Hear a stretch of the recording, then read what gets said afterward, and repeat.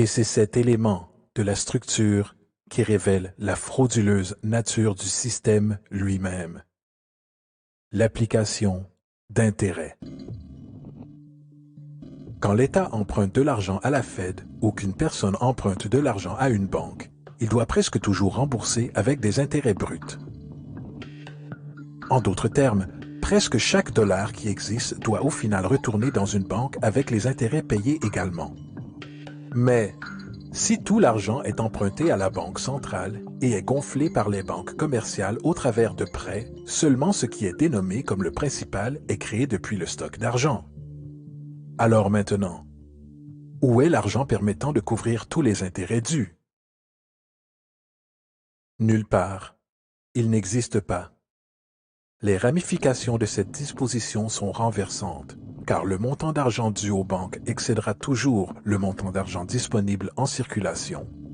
C'est pourquoi l'inflation est constante dans l'économie, car de l'argent frais est toujours nécessaire pour aider à couvrir le déficit perpétuel intégré au système causé par le besoin de payer les intérêts. Ce qui signifie aussi que mathématiquement, les défaillances et la banqueroute sont littéralement incorporées au système et qu'il y aura toujours des laissés pour compte de la société qui n'auront que des miettes. Une analogie serait le jeu de la chaise musicale. Au moment où la musique s'arrête, quelqu'un est mis de côté. Et c'est tout le problème. Il transfère invariablement les véritables biens de l'individu vers les banques, car si vous n'êtes pas en mesure de payer votre hypothèque, ils prendront votre propriété. C'est particulièrement rageant quand vous réalisez que non seulement ce défaut est inévitable dû aux pratiques de réserve fractionnaire, mais aussi par le fait que l'argent que la banque vous a prêté n'existe pas légalement en premier lieu. En 1969, un cas à la Cour d'affaires du Minnesota a impliqué un homme nommé Jérôme Daly, qui recusait la saisie de sa maison par la banque qui lui avait fait le prêt pour l'acheter. Son argument était que le contrat d'hypothèque exigeait que les deux parties, lui et la banque, aient chacun établi une forme légitime de propriété pour l'échange. Dans le jargon légal, ceci est appelé contrepartie. M. Daly expliqua que cet argent n'était pas, en réalité, la propriété de la banque, car il était créé à partir de rien au moment de la signature d'accords du prêt. Vous rappelez-vous de ce que Modern Money Mechanics déclare à propos des prêts? Ce qu'ils font, lorsqu'ils accordent un prêt, est d'accepter des obligations en échange de fonds. Les réserves sont inchangées par la transaction d'un prêt, mais déposer des fonds constitue un ajout au total des dépôts du système bancaire. En d'autres termes, l'argent ne provient pas de leur actif existant. La banque invente simplement, ne mettant en jeu rien du tout, hormis son obligation théorique sur papier. Alors que le jugement du litige progressait, M. Morgan, le président de la banque, déposa son témoignage et dans le mémorandum personnel du juge, il rappela que le plaignant, le président de la banque, admit qu'avec la participation de la Réserve fédérale a créé de l'argent ou des avoirs sur ses livres comptables. L'argent et les avoirs ont vu le jour lorsqu'ils les ont créés. M. Morgan admit qu'aucune loi des États-Unis n'existe lui donnant le droit de le faire. Une contrepartie légitime doit exister et être remise pour entretenir l'obligation. Le jury n'a pas trouvé de contrepartie légitime et approuve.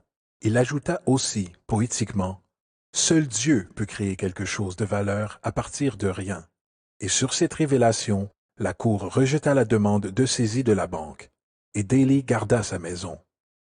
Les implications de la décision de cette Cour sont immenses, car à chaque fois que vous empruntez de l'argent à une banque, que ce soit pour une hypothèque ou une facture par carte de crédit, l'argent que l'on vous donne n'est pas seulement contrefait, il est illégitime comme forme de contrepartie et par conséquent annule le contrat de remboursement, car la banque n'a jamais été en possession de cet argent.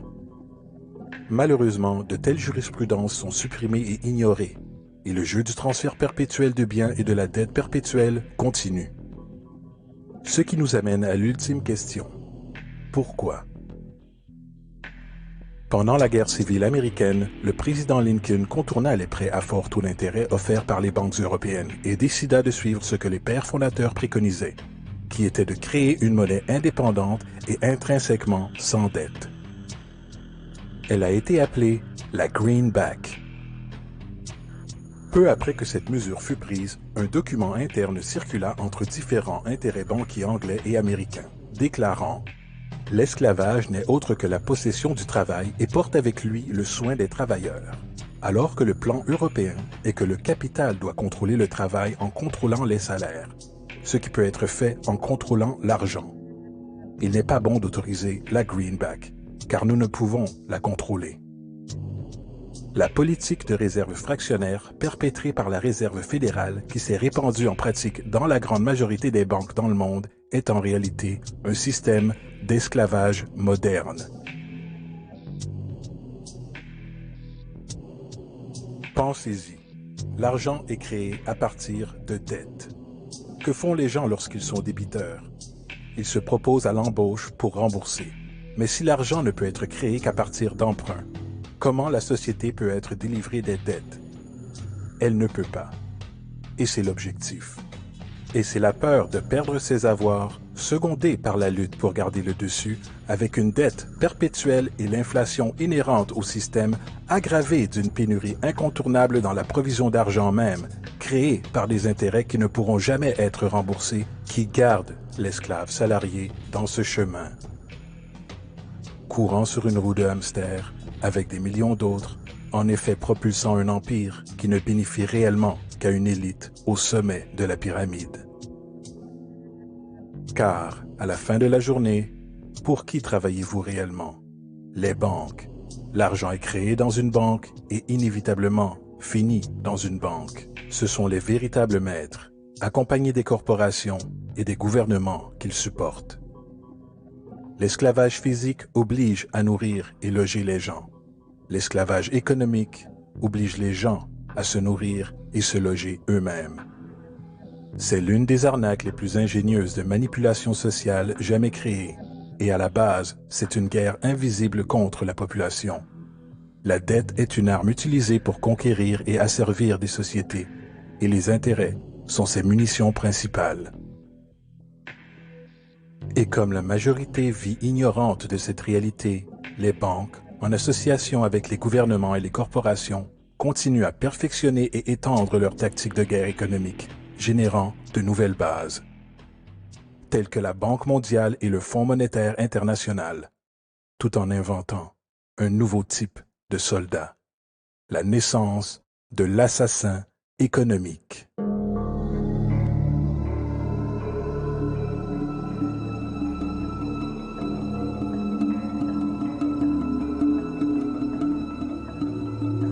Nous, assassins économiques, sommes les réels responsables dans la création du premier véritable empire global, et nous travaillons de nombreuses façons différentes. Mais peut-être que la façon la plus commune est que nous identifions un pays détenant des ressources, comme le pétrole. Alors nous arrangeons un énorme prêt pour ce pays auprès de la Banque mondiale ou l'une de ses organisations sœurs. Mais l'argent ne va jamais réellement au pays.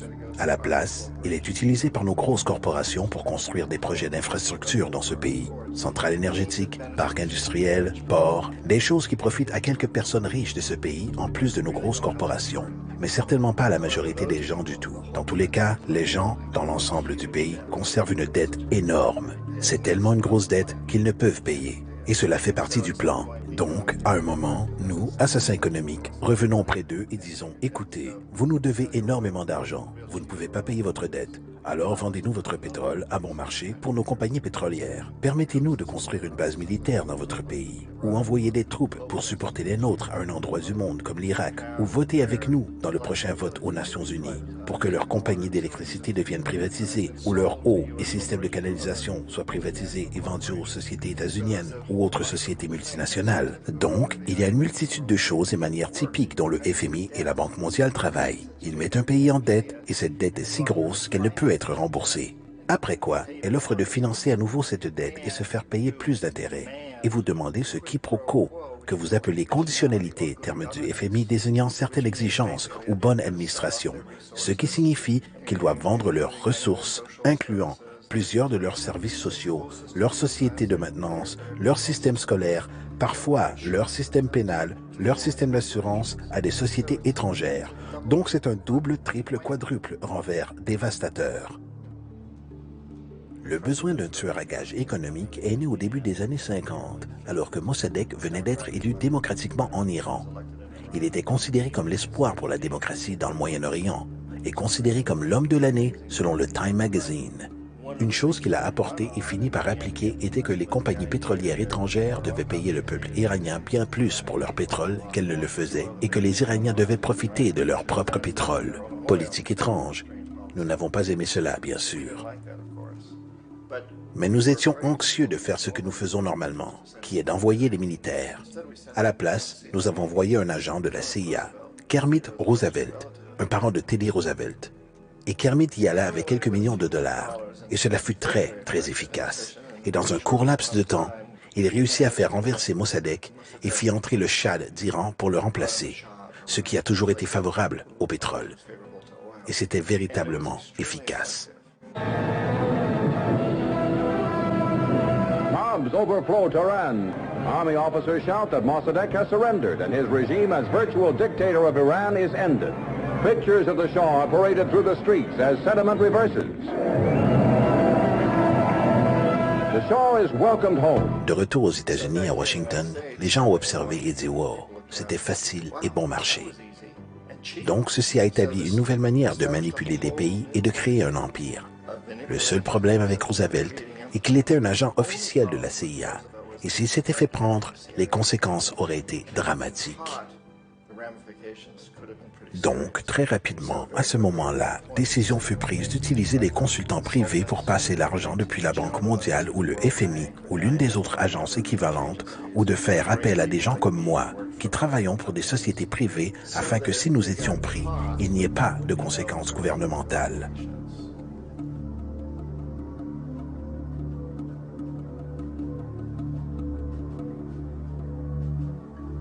Lorsqu'Arbenz est devenu président du Guatemala, le pays était sous l'attelage de la société United Fruit, la grande corporation internationale. Et Arbenz a utilisé cette annonce qui disait « Nous voulons redonner la terre au peuple ». Et une fois au pouvoir, il mit en place une politique qui aurait réalisé exactement cela, redonner au peuple les droits sur la terre. United Fruit n'ont pas vraiment apprécié. Alors ils embauchèrent une entreprise de relations publiques pour convaincre le peuple des États-Unis, les citoyens des États-Unis, la presse des États-Unis et le Congrès des États-Unis qu'Arbenz était un pantin soviétique et que si nous lui permettions de rester au pouvoir, les Soviétiques auraient un pied dans cet hémisphère. Et à cette période, il y avait une énorme peur de la terreur rouge, la terreur communiste. Donc, pour faire une histoire courte, de cette campagne de relations publiques émergea un engagement de la part de la CIA et des militaires pour destituer cet homme. Et en fait, nous l'avons fait. Nous avons envoyé des avions, des soldats, des chacals. Nous avons envoyé tout le nécessaire pour le faire sortir. Et nous l'avons sorti. Et aussitôt qu'il fut relevé de ses fonctions, le nouveau qui le remplaça rétablit tout pour les grosses corporations internationales, United Fruit incluse. L'Équateur a très longtemps été gouverné par des dictateurs pro-états-uniens, souvent relativement brutaux. Alors, il a été décidé qu'il aurait une véritable élection démocratique. Yameroldos concourut, et son objectif principal, disait-il, en tant que président, était de faire en sorte que les ressources de l'Équateur soient utilisées pour aider le peuple. Il gagna, de très loin, avec plus de voix que n'importe qui n'ait jamais eu en Équateur. Et il commença à appliquer ses politiques pour s'assurer que les profits du pétrole soient là pour aider le peuple. Eh bien, nous ne l'avons pas apprécié aux États-Unis.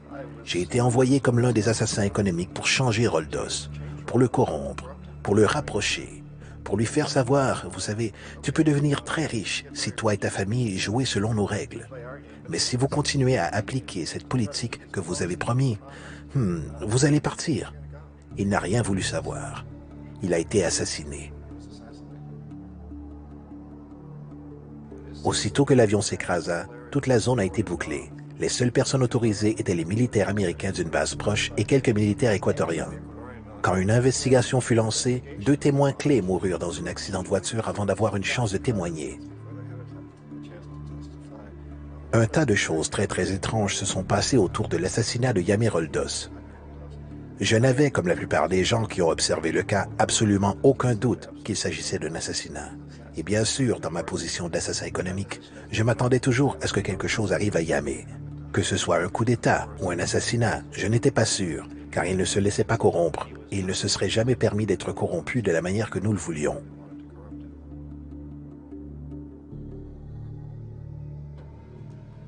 Omar Torrijos, le président du Panama, était l'une de mes personnes favorites. Je l'appréciais énormément.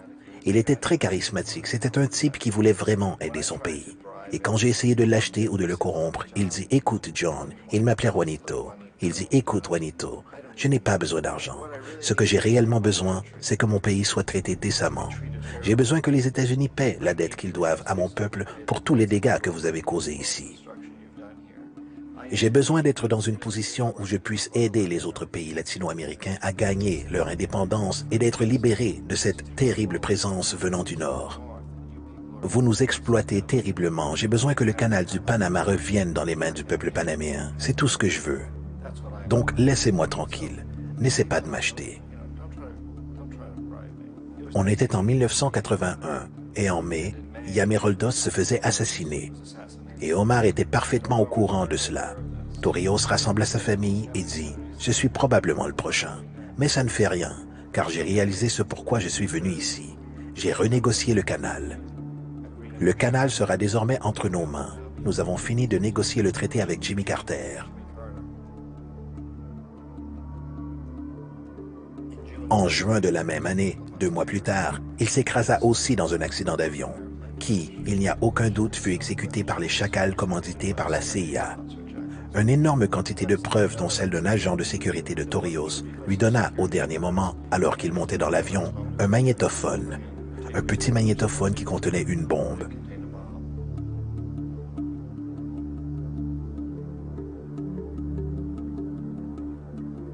C'est intéressant pour moi à quel point ce système a continué presque de la même manière pendant des années et des années, hormis que les assassins économiques soient devenus de plus en plus au point.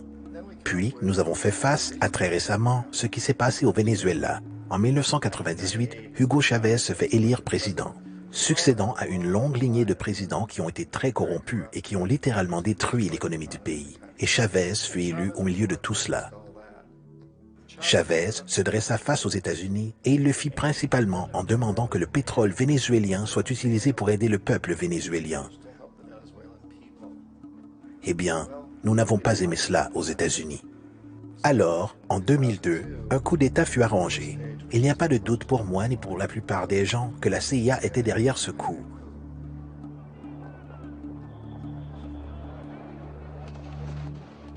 La manière dont ce coup a été fomenté était très caractéristique de ce que Kermit Roosevelt a fait en Iran.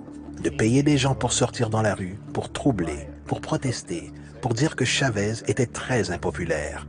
Vous savez, si vous faites appel à quelques milliers de personnes pour faire cela, la télévision peut donner l'impression qu'il s'agit de tout le pays, et les choses commencent à bourgeonner. Excepté que dans le cas de Chavez, il a été assez intelligent et le peuple était si fortement pour lui qu'ils l'ont surmonté. Ce qui fut un moment phénoménal dans l'histoire de l'Amérique latine.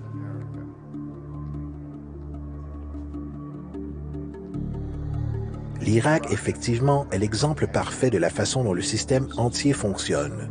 Donc, nous, assassins économiques, sommes la première ligne de défense. Nous entrons, nous essayons de corrompre les gouvernements et de les faire accepter des prêts énormes qui sont alors utilisés comme moyen de les posséder littéralement. Si nous échouons, comme j'ai échoué au Panama avec Omar Torrijos et en Équateur avec Yameroldos, des gens qui ont refusé d'être corrompus, alors la seconde ligne de défense est d'envoyer les chacals. Et soit les chacals renversent le gouvernement, soit ils l'assassinent. Et une fois que c'est arrivé et qu'un nouveau gouvernement est mis en place, il sera au garde à vous, car le nouveau président sait ce qu'il arrivera s'il s'en écarte. Dans le cas de l'Irak, ces 2 moyens ont échoué. Les assassins économiques n'ont pas été capables de percer Saddam Hussein. Nous avons essayé avec acharnement. Nous avons essayé de lui faire accepter des marchés très similaires à ce que la famille princière saoudienne a accepté en Arabie Saoudite. Mais il n'accepta pas. Et donc, les chacals ont débarqué pour l'arracher. Ils n'ont pas réussi. Sa sécurité était très bonne. Après tout, il a, à un moment, travaillé pour la CIA. Il avait été embauché pour assassiner un ancien président d'Irak et a échoué. Mais il connaissait les systèmes. Donc, en 91, nous avons envoyé les troupes et nous avons détruit la défense irakienne. Puis, nous avons présumé à ce moment que Saddam Hussein se dévoilerait. Nous aurions pu bien sûr le soutirer à ce moment, mais nous ne le voulions pas. Il est le genre d'homme fort que nous aimons. Il contrôle son peuple. Nous pensions qu'il contrôlerait les Kurdes et qu'il garderait les Iraniens dans leurs frontières et continuerait à extraire du pétrole pour nous et qu'une fois après avoir détruit son armée, qu'il se dévoilerait. Donc les assassins économiques y retournèrent dans les années 90, sans succès. S'ils avaient réussi, ils seraient encore au pouvoir du pays. Nous lui aurions vendu tous les avions de combat qu'il voulait, et tout ce qu'il voulait, mais ils n'y arrivèrent pas. Ils échouèrent. Les chacals n'arrivèrent pas à le récupérer à nouveau. Alors nous y avons envoyé l'armée. Encore une fois, et cette fois, nous avons fait la totale. Et l'avons retiré. Et par la même occasion, avons créé pour nous-mêmes quelques affaires de construction très lucratives pour reconstruire le pays que nous avions réellement détruit. Ce qui est une véritable affaire pour qui détiennent des sociétés en bâtiment. De grosses. Donc, l'Irak montre les 3 étapes. Les assassins économiques y ont échoué, les chacals y ont échoué, et donc, mesure finale, l'armée s'y est rendue. Et c'est de cette manière que nous avons réellement construit un empire. Mais nous l'avons fait subtilement. C'est clandestin. Tous les empires du passé ont été érigés par l'armée, et tout le monde savait qu'ils étaient en train de le construire. Les Anglais savaient qu'ils étaient en train de les construire, les Français, les Allemands, les Grecs, et ils en étaient fiers. Ils avaient toujours quelques excuses telles que propager la civilisation, propager une religion, quelque chose comme cela. Mais ils savaient qu'ils étaient en train de le faire. Pas nous. La majorité de la population aux États-Unis n'a aucune idée que nous vivons pour le bénéfice de l'empire clandestin. Qu'aujourd'hui, il y a plus d'esclavage dans le monde que jamais auparavant. Donc vous devez vous poser la question. Eh bien, si c'est un empire, alors qui est l'empereur? Manifestement, nos présidents des États-Unis ne sont pas les empereurs. Un empereur est quelqu'un qui n'est pas élu, ne remplit pas de mandat et ne rend de compte à personne essentiellement. Donc, vous ne pouvez pas étiqueter nos présidents de cette façon. Mais nous avons ce que je considère être l'équivalent d'un empereur. Et c'est ce que j'appelle la corporatocratie. La corporatocratie est ce groupe d'individus qui administrent nos plus grosses corporations, et ils agissent réellement comme les empereurs de cet empire. Ils contrôlent nos médias, soit par la possession directe ou par la publicité.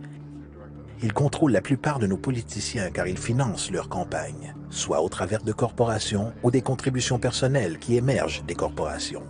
Ils ne sont pas élus, ils ne remplissent pas un mandat, ils ne rendent de compte à personne. Et au sommet de cette corporatocratie, vous ne pouvez distinguer si la personne travaille pour une société privée ou le gouvernement, car ils font toujours un mouvement de va-et-vient. Donc, vous avez un type qui est un moment le président d'une grosse société en bâtiment, comme Halliburton, et le moment suivant, il est le vice-président des États-Unis, ou le président qui était dans les affaires du pétrole. Et c'est vrai, que vous ayez des démocrates ou des républicains dans l'administration, vous avez ce mouvement de va-et-vient, et dans un sens, notre gouvernement est invisible la plupart du temps, et ses stratégies sont exécutées par nos corporations à un niveau ou à un autre. Et encore une fois, les stratégies du gouvernement sont essentiellement forgées par la corporatocratie et sont alors présentées au gouvernement et deviennent des plans gouvernementaux. Il y a une incroyable relation d'intimité. Ce n'est pas une théorie du complot. Ces gens n'ont pas à se regrouper et comploter pour faire des choses. Ils travaillent tous essentiellement avec un principe fondamental, qui est de maximiser les profits sans se soucier du coût social et environnemental.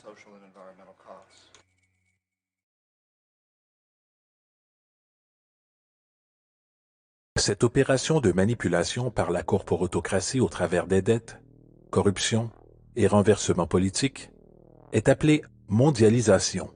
Tout comme la Réserve fédérale garde le public américain dans une position de servitude au travers de dettes, de l'inflation et des intérêts, la Banque mondiale et le FMI exécutent ce rôle à l'échelle mondiale. L'arnaque de base est simple. Mettez un pays en dette, vous divisez le peuple en querelle ou en corrompant le chef de ce pays, qui impose des conditionnalités ou une politique d'ajustement structurel, souvent constituée de ceci. La dévaluation monétaire. Lorsque la valeur d'une monnaie chute, il en est de même pour tout ce qui est évalué par elle, ce qui rend les ressources locales disponibles pour les pays prédateurs à une fraction de leur valeur. De larges coupes dans les programmes sociaux, incluant en général l'éducation et la santé, compromettant le bien-être et l'intégrité d'une société, laissant le public vulnérable à l'exploitation.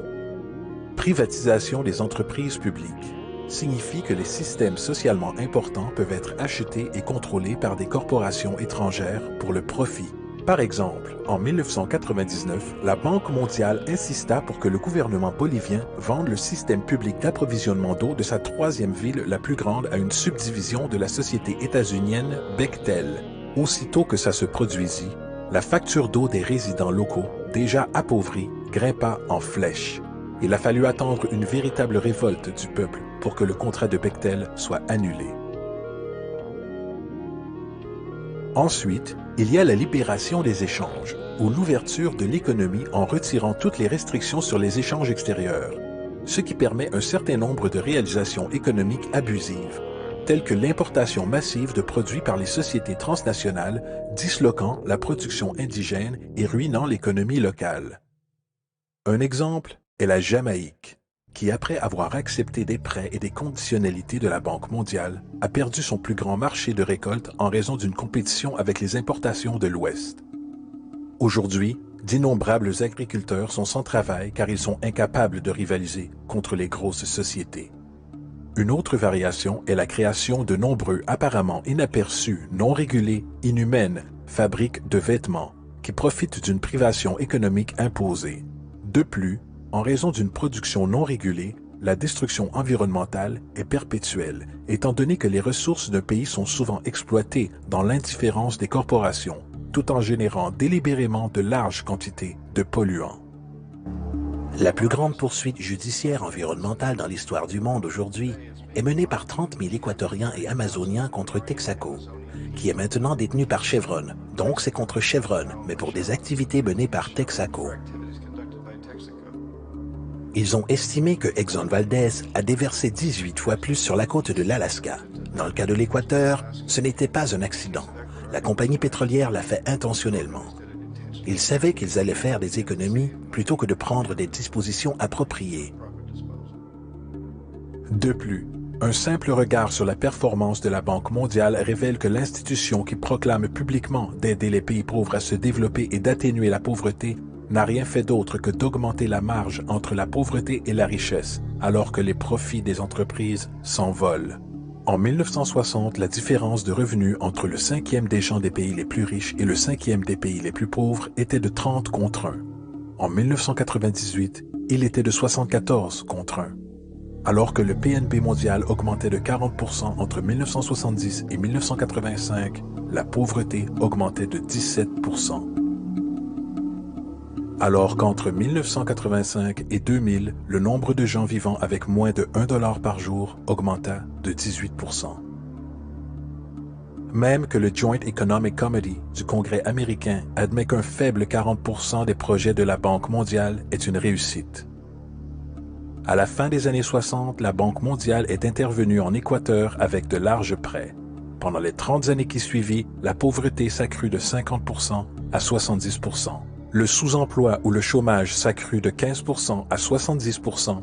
La dette publique augmenta de 240 millions à 16 milliards de dollars, alors que la part de ressources allouées aux pauvres passa de 20% à 6%. En fait, depuis l'an 2000, 50% du budget national de l'Équateur a été affecté au paiement de ses dettes. Il est important de comprendre que la Banque mondiale est en réalité une banque américaine supportant les intérêts américains, car les États-Unis détiennent un veto sur les décisions, étant donné qu'elles représentent le plus gros fournisseur de capital. Et d'où vient cet argent? Vous l'avez deviné. Il est créé de toutes pièces par le système bancaire de réserve fractionnaire. Des 100 meilleures économies mondiales basées sur le produit intérieur brut annuel, 51 sont des corporations et 47 d'entre elles sont basées aux États-Unis. Walmart, General Motors et Exxon sont plus puissantes économiquement que l'Arabie Saoudite, la Pologne, la Norvège, l'Afrique du Sud, la Finlande, l'Indonésie et beaucoup d'autres. Et comme les barrières économiques sont abattues, les monnaies sont lancées et manipulées dans des marchés instables, l'économie d'État se retourne en faveur des compétitions dans le capitalisme mondial.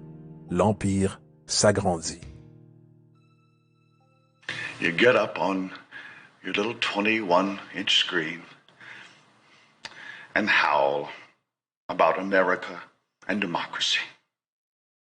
There is no America. There is no democracy.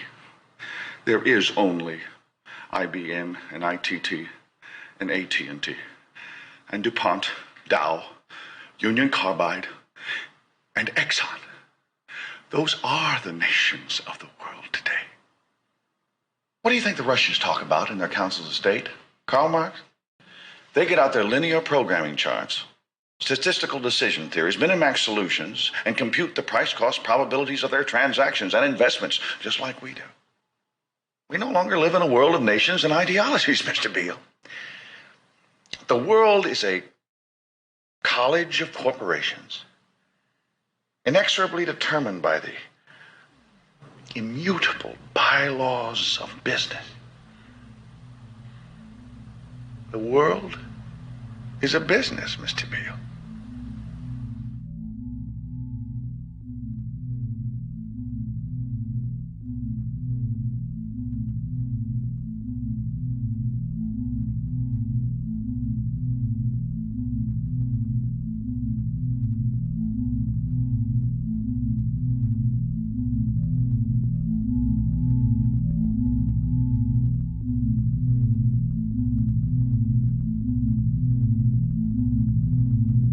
Le monde est en train d'être dominé par une poignée de puissances commerciales qui dominent les ressources naturelles nous permettant de vivre, tout en contrôlant l'argent qui nous permet d'obtenir ces ressources. Le résultat final sera un monopole planétaire basé non pas sur la vie humaine, mais sur le pouvoir financier et corporatif.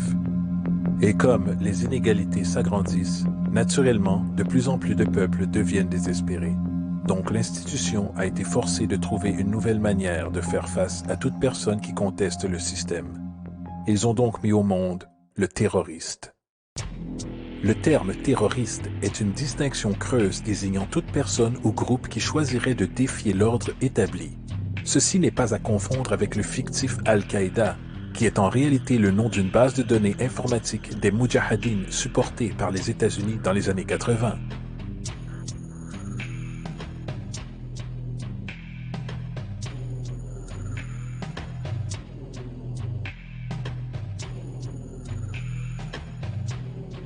En 2007, le département de la Défense a reçu 161,8 milliards de dollars pour la soi-disant guerre contre le terrorisme. Selon le Centre national de contre-terrorisme, en 2004, environ 2000 personnes ont été tuées dans le monde en raison de prétendus actes terroristes. Sur ce nombre, 70 étaient américains. En utilisant ce nombre comme moyenne générale, ce qui est extrêmement généreux, il est intéressant de remarquer que 2 fois plus de personnes meurent d'allergie aux arachides chaque année. En comparaison, la cause principale de décès en Amérique est une maladie coronarienne tuant environ 450 000 personnes chaque année. L'allocation gouvernementale pour le fonds de recherche sur ce problème était d'environ 3 milliards de dollars. Ce qui signifie que le gouvernement américain, en 2007, a dépensé 54 fois plus d'argent pour prévenir le terrorisme qu'il en a dépensé pour prévenir la maladie qui tue 6600 fois plus de gens annuellement que le terrorisme.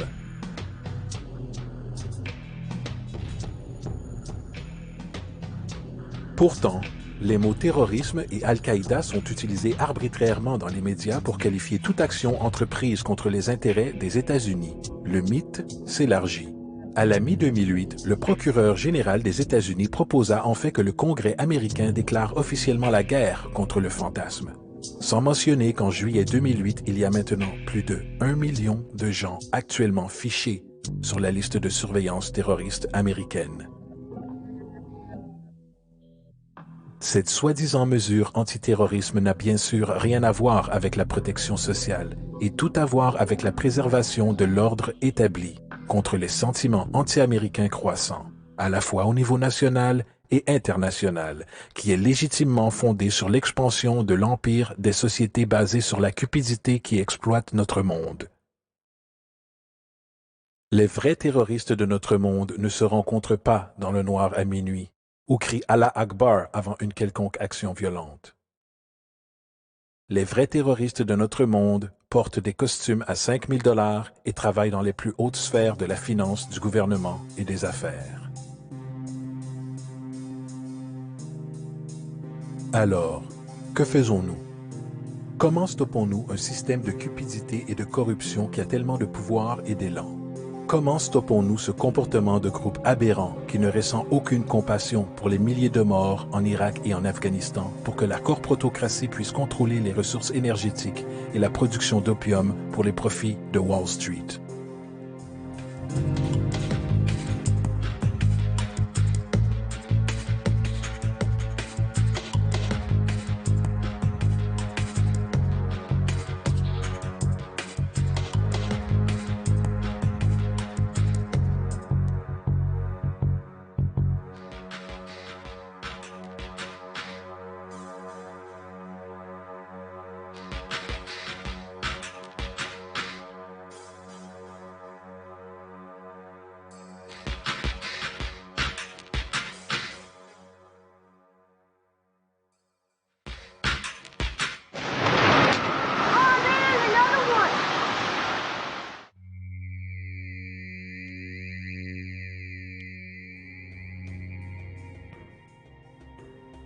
Comment stoppons-nous un système de cupidité et de corruption qui condamne les populations pauvres à un atelier de misère pour les bénéfices de Madison Avenue, ou orchestre des attaques terroristes sous faux drapeau au nom de la manipulation, ou génère des modes intégrés de fonctionnement sociaux qui sont fondamentalement exploités,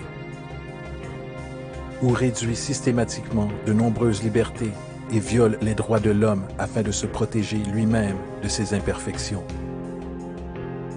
Comment pouvons-nous traiter avec les nombreuses institutions furtives, telles que le Conseil de Relations étrangères, la Commission trilatérale et le groupe Bilderberg et les autres groupes élus non démocratiquement, qui derrière les rideaux collaborent pour le contrôle des éléments politiques, financiers, sociaux et environnementaux de nos vies?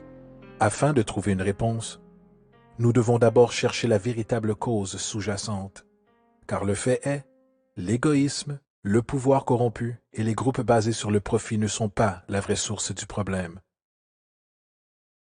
Ce sont des symptômes.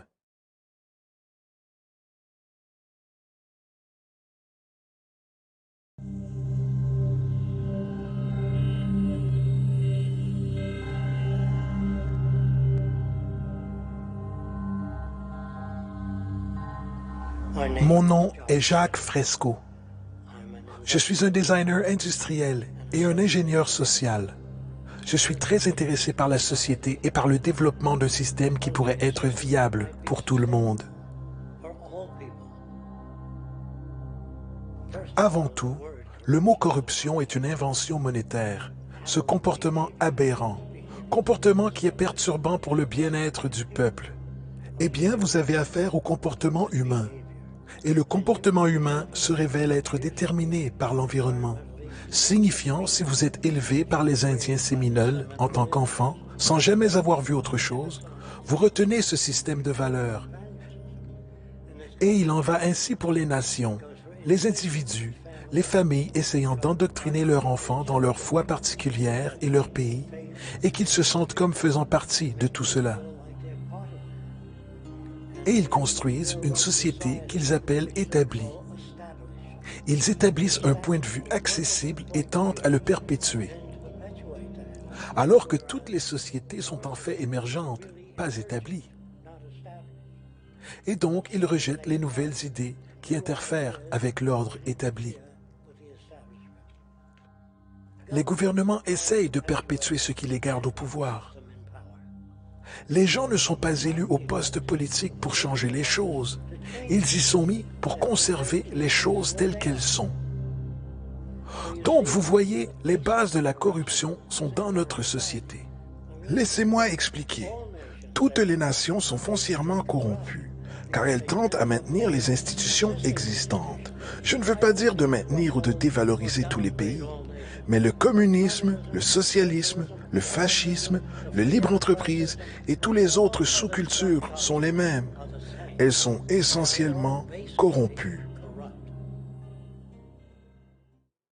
La caractéristique la plus fondamentale de nos institutions sociales est la nécessité de se préserver. Que ce soit une corporation, une religion ou un gouvernement, le premier intérêt est de préserver l'institution elle-même. Par exemple, la dernière chose qu'une compagnie pétrolière voudrait est qu'une énergie qui ne soit pas en sa possession soit utilisée, car ça rendrait cette compagnie moins importante pour la société. De même que la guerre froide et la chute de l'Union soviétique étaient en réalité une façon de préserver et perpétuer une institution économique et l'hégémonie globale des États-Unis. Pareillement, Les religions conditionnent le peuple à se sentir coupable pour les tendances naturelles. Chacun proclame offrir le seul chemin vers le pardon et le salut. Au cœur de cette autopréservation institutionnelle repose le système monétaire, car c'est l'argent qui fournit les moyens du pouvoir et de la survie.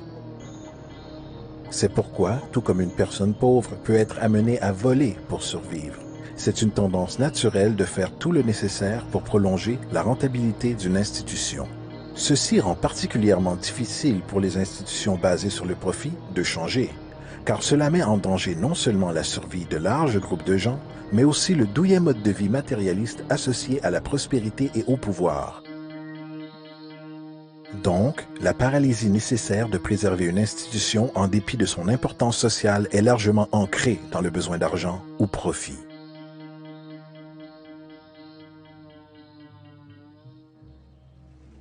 Quel intérêt cela a-t-il pour moi et ce que les gens pensent? Et alors, si un homme fait de l'argent en vendant un certain produit, c'est là qu'il combattra l'existence d'un autre produit qui pourrait menacer son institution. C'est pourquoi les gens ne peuvent être honnêtes et que les gens ne se font pas confiance. Un type va venir vers vous et dire « J'ai exactement la maison que vous cherchez ». C'est un vendeur. Quand un docteur dit « Je pense que votre rein doit être retiré », je ne sais pas s'il essaye de se payer un yacht ou si mon rein doit être retiré. C'est difficile dans un système monétaire de faire confiance aux gens. Si vous venez à mon magasin et que je dis « Cette lampe que j'ai ici est plutôt bonne », mais la lampe du voisin est bien meilleure, je ne resterai pas en affaires très longtemps. Ça ne marcherait pas. Si j'étais éthique, ça ne fonctionnerait pas. Alors quand vous dites que l'industrie fait attention aux gens, ce n'est pas vrai. Ils ne peuvent pas se permettre d'être éthiques. Donc, votre système n'est pas conçu pour servir le bien des gens. Si vous ne comprenez toujours pas cela, il n'y aurait pas de sous-traitance des emplois s'ils se souciaient des gens. L'industrie ne se soucie pas. Il emploie uniquement des gens car ça n'a pas été encore automatisé. Donc, ne parlez pas d'honnêteté ou d'éthique. Nous ne pouvons pas nous le permettre pour rester en affaires.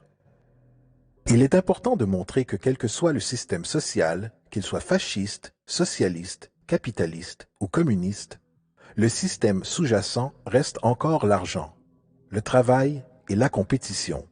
La Chine communiste n'est pas moins capitaliste que les États-Unis. La seule différence est le degré d'implication de l'État dans l'entreprise. La réalité est que le monétarisme, pour ainsi dire, est le vrai mécanisme qui guide les intérêts de tous les pays de la planète. La plus agressive et donc dominante variation de ce monétarisme est le système de libre entreprise.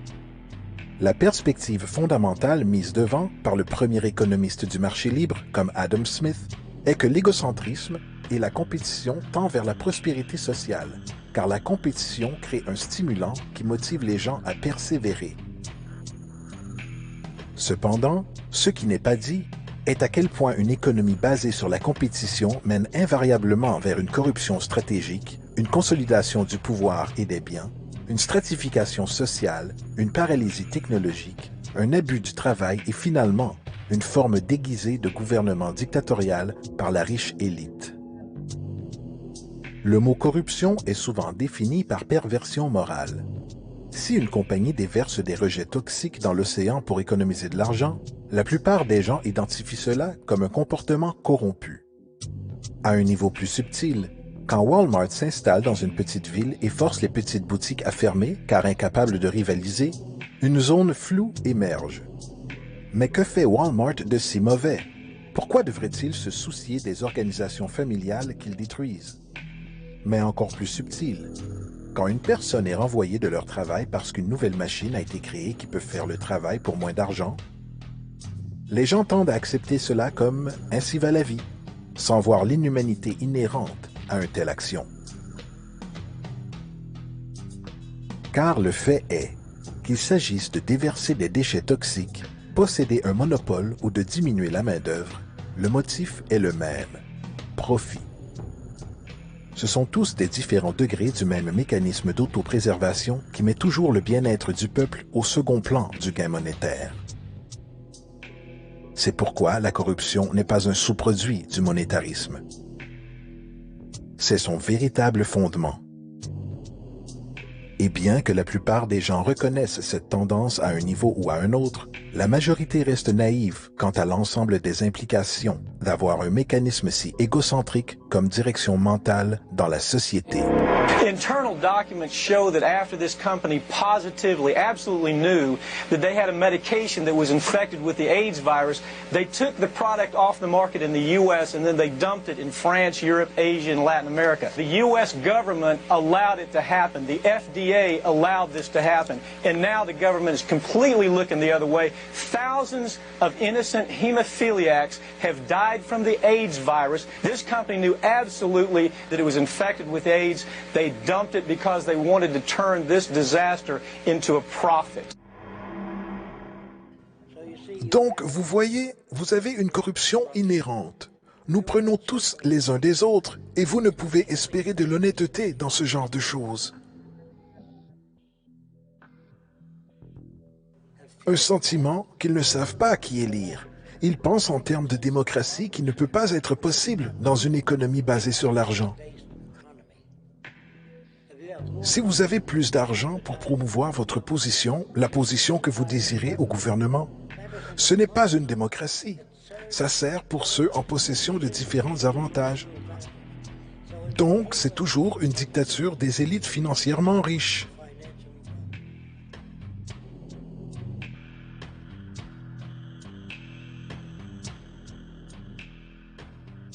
Une observation intéressante est de noter comment des personnalités apparemment inconnues apparaissent magiquement sur scène comme candidats présidentiels. Ensuite, avant que vous ne le sachiez, vous devez choisir parmi un petit groupe de gens extrêmement riches qui ont suspicieusement, dans les grandes lignes, la même vision sociale. Visiblement, c'est une farce. Les gens placés sur le bulletin de vote le sont car ils ont été prédéfinis comme étant acceptables par la puissance financière consacrée qui en fait tire les ficelles.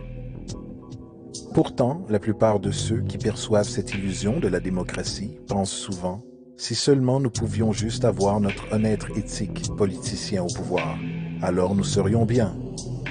Bien que cette idée semble bien sûr raisonnable dans notre vision du monde orienté établi, il s'agit malheureusement d'une autre illusion.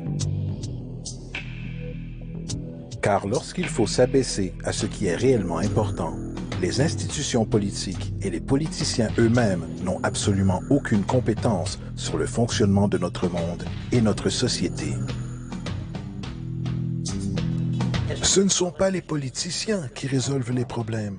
Ils n'ont aucune aptitude technique. Ils ne savent pas comment résoudre des problèmes. Même s'ils étaient sincères, ils ne savent pas comment résoudre des problèmes. Ce sont les techniciens qui produisent du matériel de désalination. Ce sont les techniciens qui vous donnent l'électricité, qui vous donnent des véhicules motorisés, qui chauffent votre maison et la refroidissent l'été. C'est la technologie qui résout les problèmes, pas la politique. Les politiciens ne peuvent résoudre des problèmes, car ils n'y ont pas été entraînés. Peu de gens aujourd'hui s'arrêtent et examinent ce qui en fait améliore leur vie. Est-ce l'argent? Visiblement, non. On ne peut manger de l'argent ou le bourrer dans sa voiture pour la faire rouler. Est-ce la politique? Tout ce que peuvent faire les politiciens sont de créer des lois, d'établir des budgets et de déclarer la guerre. Est-ce la religion? Bien sûr que non. La religion ne crée rien excepté d'intangibles consolations émotionnelles pour ceux qui en ont besoin. Le vrai don que nous, en tant qu'êtres humains, avons, qui est le seul responsable de tout ce qui a amélioré nos vies, est la technologie. Qu'est-ce que la technologie? La technologie est un crayon qui permet de consolider des idées sur papier pour la communication. La technologie est l'automobile qui permet à tous et à chacun de voyager plus vite que les pieds nous le permettent.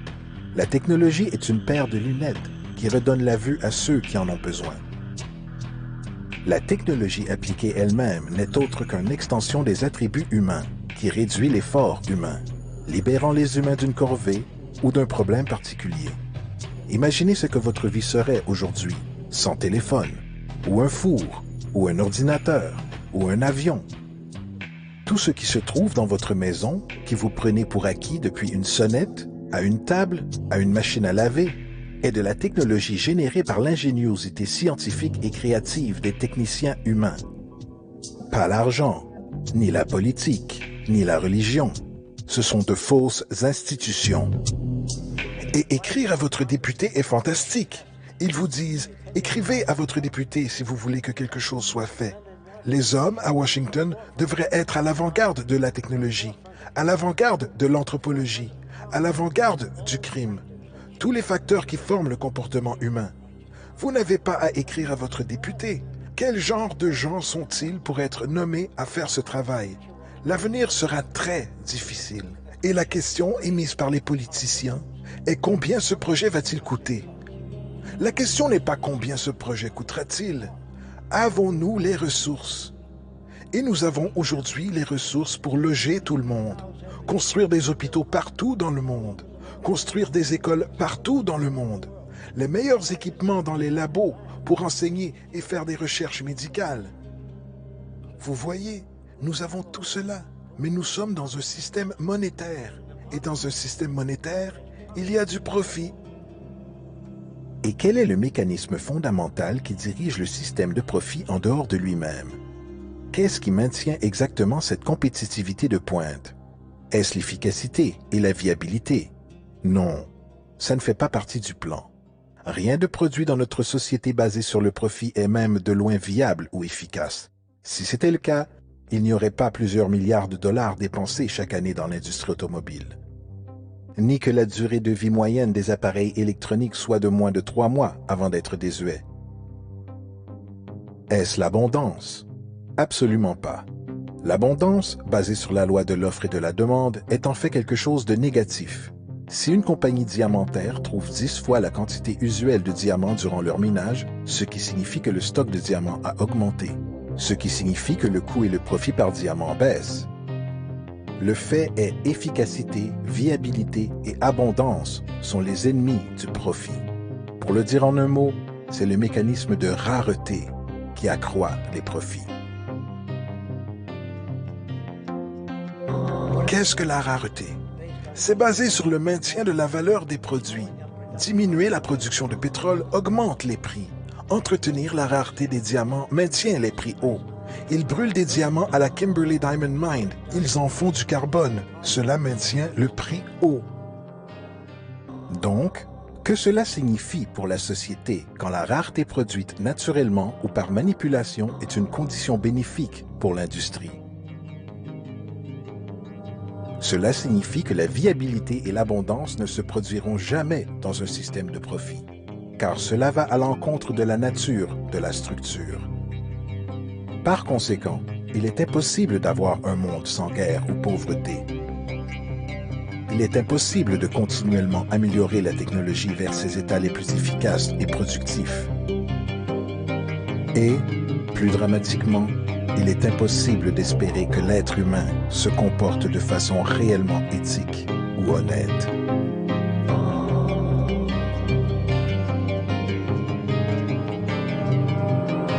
Les gens utilisent le mot instinct car ils ne peuvent compter sur le comportement. Ils se reculent et évaluent avec leur manque de connaissances.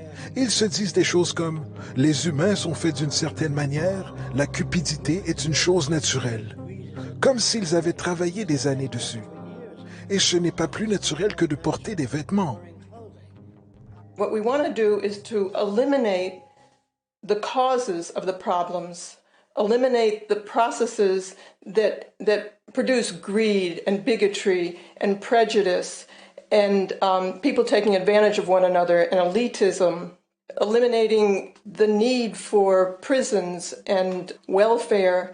We have always had these problems because we have always lived within scarcity and barter and monetary systems that produce scarcity.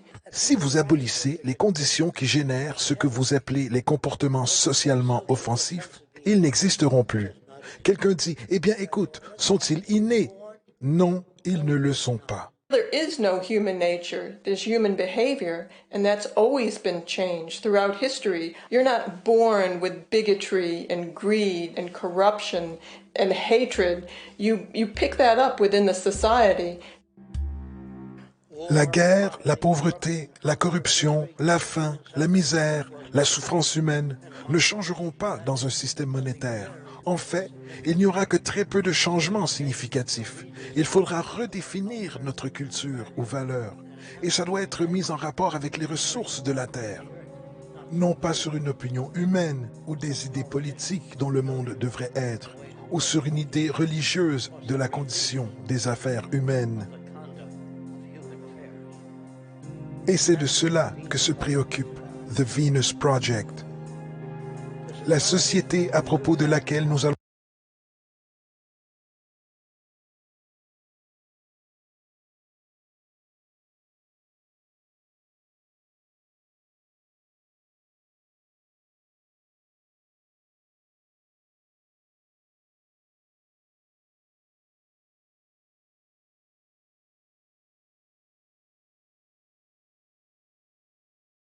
parler est une société libre de toutes les anciennes superstitions, incarcération, prison, police,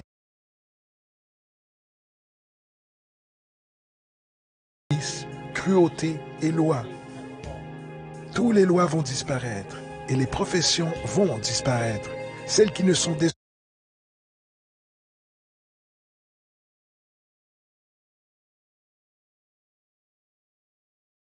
désormais plus fondées, telles que les agents de change, banquiers, publicitaires, disparus pour toujours, car ce n'est désormais plus nécessaire.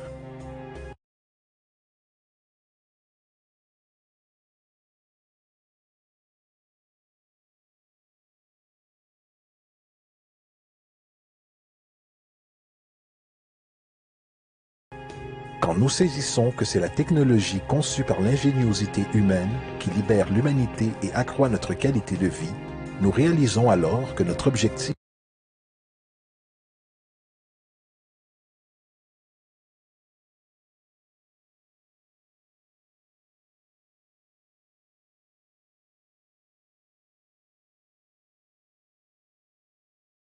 le plus important est la gestion intelligente des ressources de la Terre.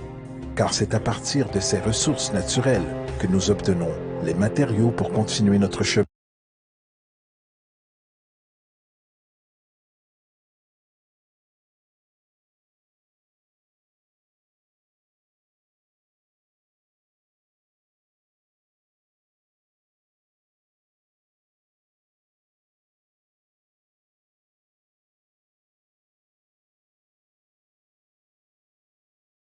Vers la prospérité.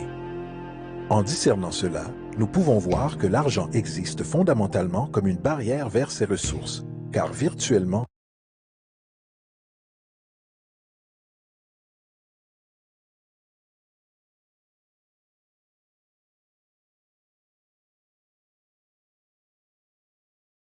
tout a une valeur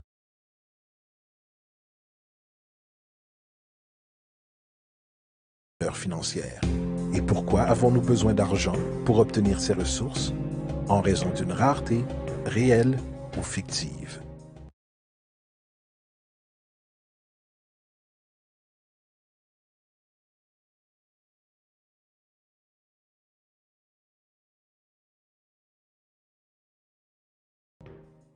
Nous ne payons pas en général pour l'air et l'eau courante, car il existe dans une telle abondance qu'il serait vain de les vendre.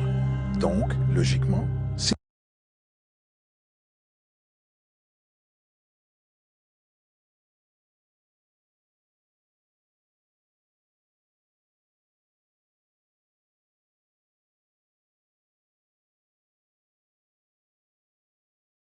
les ressources et les technologies utilisables pour créer quoi que ce soit dans notre société, comme les maisons, les villes et les transports, étaient en abondance suffisante. Il n'y aurait plus de raison de vendre quoi que ce soit.